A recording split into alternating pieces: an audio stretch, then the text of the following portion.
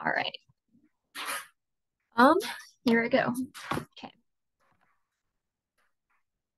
Hi, it's Mallory. I decided to do my artist research project on Ruth Asawa. I had really never heard of her before I started this assignment, or well, saw her on the one assignment. But I do really think she's super interesting. Yeah. So she was born on January 24th, 1926, to Japanese immigrant parents. She grew up on a farm during the Great Depression. So she claims to have been working since she was about 6 years old. She was recognized by her for her artistic talent in about third grade when teachers started to like kind of help her hone it, but she really didn't start to actively pursue that kind of skill until after her family was interned in a camp after World War II, as most Japanese immigrants were during that time. Yeah. So she learned a lot during that time, actually. There were some Disney animators who were also interned in her same camp who took notice of her talent and kind of took her under their wings and was like really tried to help her and push her in the arts. And I think it's been part because of them that she decided to try pursuing art from the education perspective and to teach art. But after she did all the classes and was ready to graduate, no one would take her as a student teacher, so she could never get fully licensed, which is kind of tragic. That her heritage stopped her from pursuing that, but that tragedy actually pushed her to continue furthering her arts education by going to Black Mountain College, which was really famous for at the time for experimentation and kind of just pushing themselves and pushing artists to make more art than just what was meant to be seen in galleries, which is really fun. And that's where she met her future husband. Shortly after they both graduated, they moved to San Francisco. They got married against both sets of parents' wishes and had 6 children in 9 years, I believe. But somehow, despite the struggling and not really getting the traction they wanted, they both continued to make um, art their careers. The husband was an architect, and she kind of stayed relatively unknown. She would make art at home, and she would be able to like get it photographed and get it displayed in some local places, but she didn't really take off until about the 1960s when she started to use what little hold she had and really push for equal rights during the civil rights movement. And from there, she kind of stayed in the public eyes, and she used her platform and to commissions and to raise awareness about the struggle of the Japanese Americans, and also really pushing for arts in schools, and even founded like a couple of public arts high schools that really drove home her point that art is fundamental to education.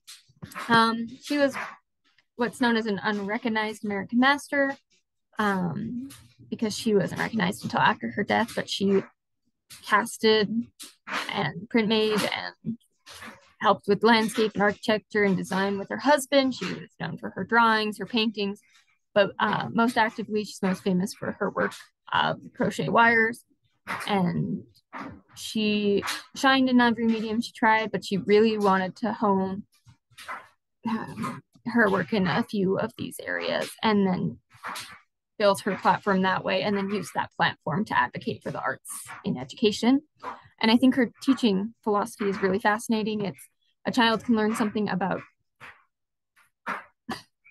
color, about design, about observing objects in nature. If you do that, you will grow into a greater awareness of things around you. Art will make people better, more highly skilled in thinking and improving whatever business one goes into or whatever occupation. It makes a person broader. I think she really did understand that arts are more than just elective. They are something that helps people grow regardless of if they're going to pursue the arts as a career or not. And I think that's really fascinating because that is part of my teaching philosophy, is that arts are foundational to who we are as people, just as humans, and not just useful to be a career. This is her with some of her thousands of cast faces. I couldn't find the picture of them in the gallery because there's so many of them. But this, after they were displayed in the gallery, she put them up on the roof of her house. Yeah, but there's just faces of friends, and she made molds and just casted tons and tons of them. And that's her in the center there. She's a bit of a character, but I think that just makes her more interesting. Sculpture is like farming, she once said. If you can just keep at it, you can get quite a lot done. These are just some of like her hundreds of these crocheted wire sculptures. What she's most famous for was taking something so industrial and heavy and making them look so lightweight. And like the shadows are important, the lighting is important, how they overlap is important.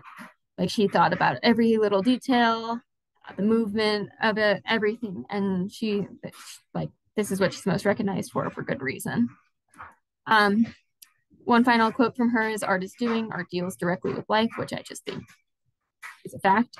This is just a snapshot of her grant installation that the San Francisco Museum of Art did. It's just a little bit of everything she did in her career, and it's only a portion of what they had.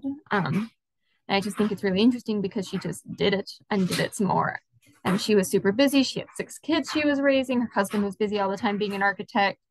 She was on the school board. She was actively involved in her community, but she just kept doing art because it just made life more bearable. Her impact, Ruth Asawa claimed to be a citizen of the universe, meaning she believed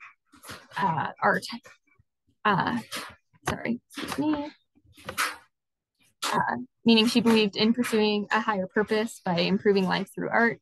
She believed people could transcend their prejudices and that art could be an agent for societal change. She also believed in a holistic integration of art, education, and community, which I think is so fantastic. She worked in many different mediums, but she was most famous for her crochet wire hanging sculptures, which, like I said, are phenomenal and so detailed and so intriguing. She also believed a full life came from being societally engaged, having a family, creating art with them, and being part of one's community. And yeah, that's Ruth Asawa.